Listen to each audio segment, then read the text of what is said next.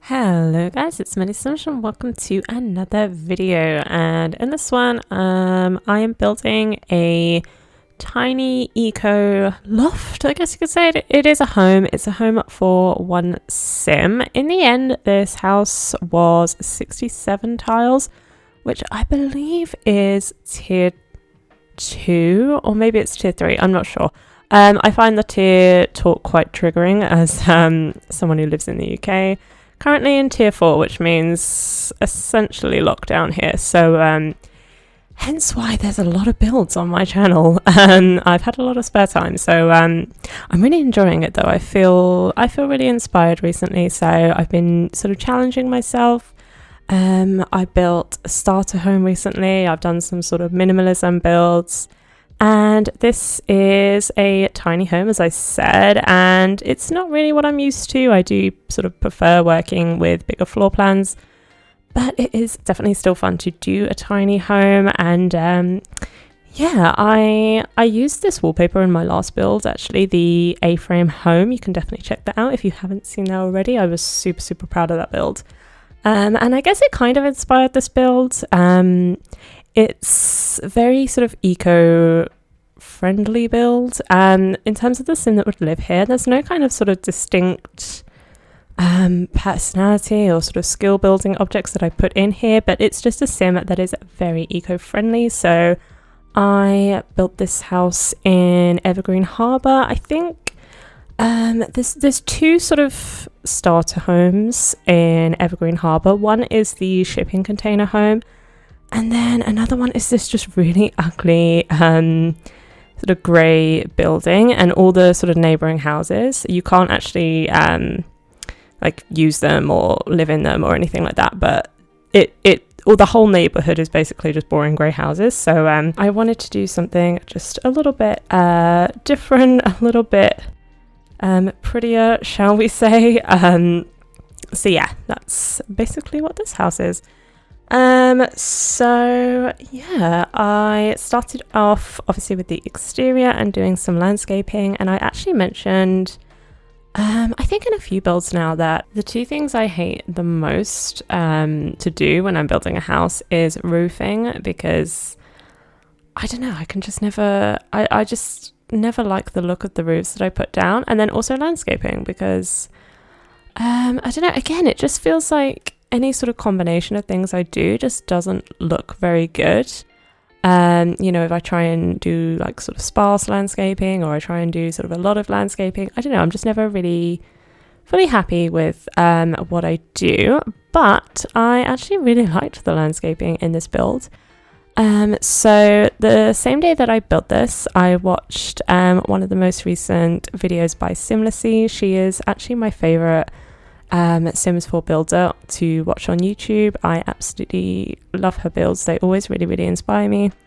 And in one of her more recent builds, it's the sort of base game only 3-generation house. Definitely check out her channel if you haven't already. But yeah, she sort of talked about using debug landscaping. So if you use the show live edit objects and show hidden objects cheat, you have access to the debug menu, and the debug menu actually has a few different plants. There's some that are kind of similar to the ones that you can get through, you know, just the usual build menu. But it does have a few other options, and the other good thing about the debug menu is I don't know if all debug things have a value of 0 simoleons, but at least most of them do.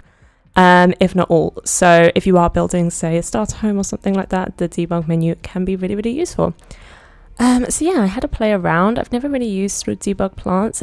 As much as I love the debug menu, and there's some really cool things in there, there's just so many things, and it always takes me like forever to scroll through it. So obviously I cut that out because it was super boring. But yeah, I did spend a very long time trying to find the best plants. But no, I was super happy with it. I think this is some of my favorite landscaping that I've ever done, and it's not even that special. I don't know why. I just I just really liked it. I liked the plants that I used.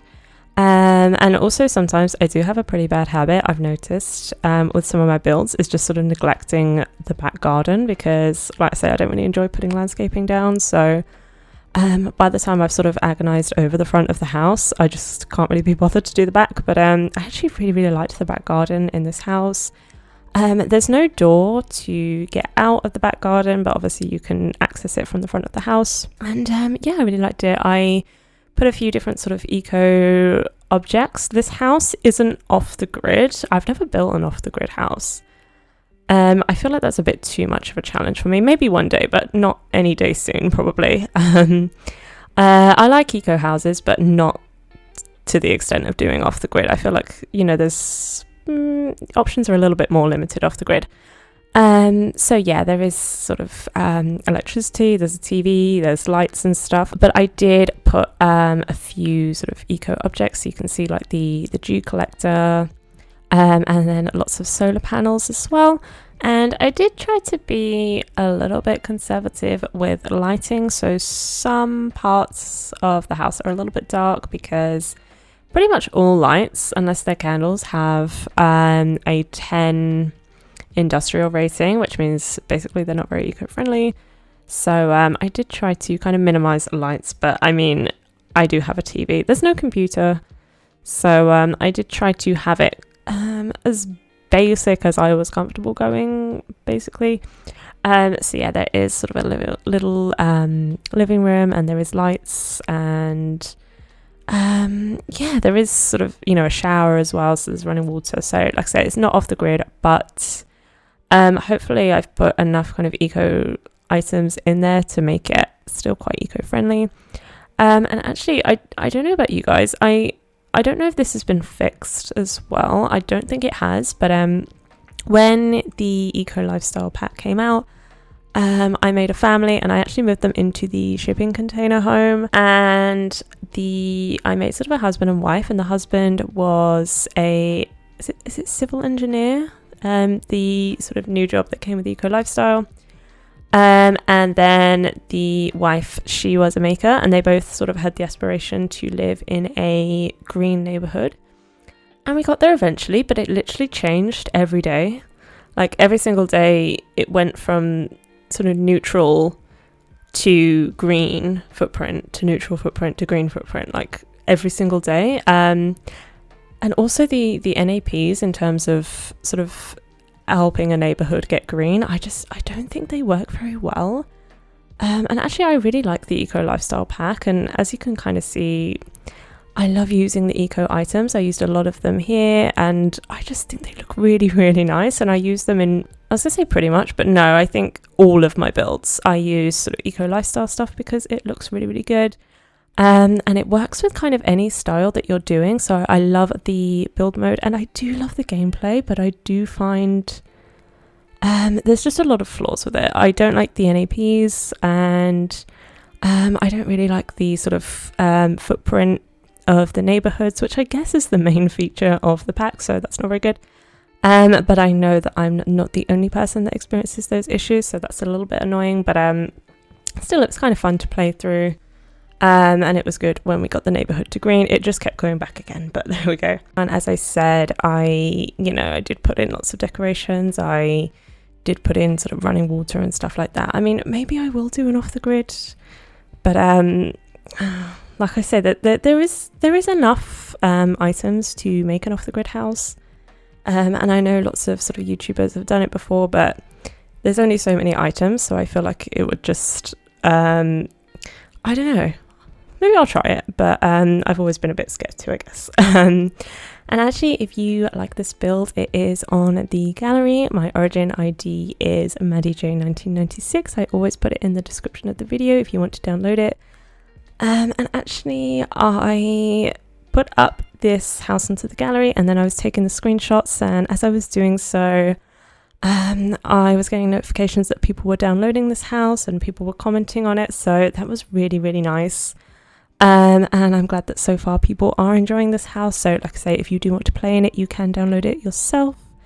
And also, speaking of being grateful, I am now at 100 subscribers, which is amazing for me. I know for some people that's like hardly anything, but for me, I couldn't believe it. I'm so appreciative. So if you are subscribed to me, thank you so much. I absolutely love making these kind of videos, so I definitely want to make hundreds and hundreds more. And if you aren't subscribed, definitely consider it. If you do like this video, I also have a whole other playlist of speed builds that you can check out. But yeah, also, I always love sort of getting comments, and if anybody has any sort of ideas or feedback, I would absolutely love to hear it. So I'm just doing the kitchen now. I really liked the kitchen. I kept it nice and simple. Like, I've done builds that are very decorated, and I've also done builds that are very minimalist. So I have come to really appreciate the compromise of adding like a few sort of decorative bits, but not spending hours upon hours of just going through the sort of clutter menu to find different pieces. So yeah, I really liked it. And actually, if you saw my not my last build, the sort of studio apartment, maybe that was my last build. But yeah, I did a sort of small studio apartment, and I put a mirror in the kitchen because one of my favorite YouTubers, Best Dressed, she uploaded an apartment tour in New York, and she had just a mirror against her kitchen cabinets, and it was so random, but I really liked it. And as I said in that video, I think it just makes sense when you've got a small place, you just end up putting sort of random things wherever you can fit them. So I put that little mirror there next to the dining table, and I really like that space. That's to be honest, I really liked this whole build. I was super happy with it. But yeah, I really liked how that sort of dining area came about. And you know, I do struggle a little bit with tiny builds because, as I said, I'm kind of used to, like, if I have, you know, just free reign of a build, I always do quite a big floor plan. It's always, you know, very decorated and quite extra, you know, lots of different things in there. So yeah, sometimes it can be a little bit of a challenge to fit things in, but no, I thought it was really fun. And as I said, I was super happy with how it turned out, and we're just finishing the build now. So as I said, if you like this video, please subscribe to my channel. You can check out my other speed builds in my playlist.